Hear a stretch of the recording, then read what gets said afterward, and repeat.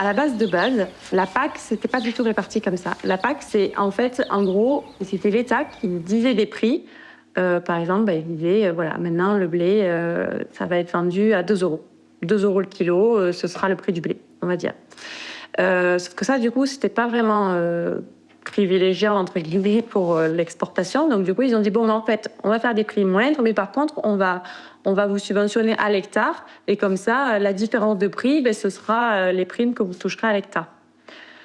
Donc, en fait, ce système-là a permis de mettre une mainmise sur les agriculteurs parce que, justement, en disant, nous, en fait, je te donne de l'argent en fonction de si tu fais du blé, en fonction de si tu fais du soja, en fonction de si tu fais ci, et puis on va te surveiller ça, et puis il va falloir que tu fasses des dossiers, et puis il va falloir que tu fasses ci, et puis si tu fais pas ça comme ça, on te coupe tout. Bon, voilà.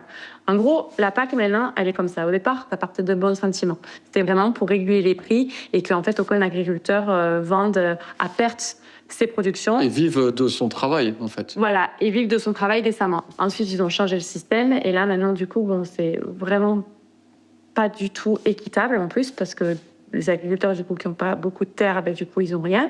Et les autres qui ont des énormes terres et qui font rien du tout dans les règles de l'art, ils ont des milliers, ça se compte en centaines de milliers d'euros par an, on n'est pas sur des petits montants.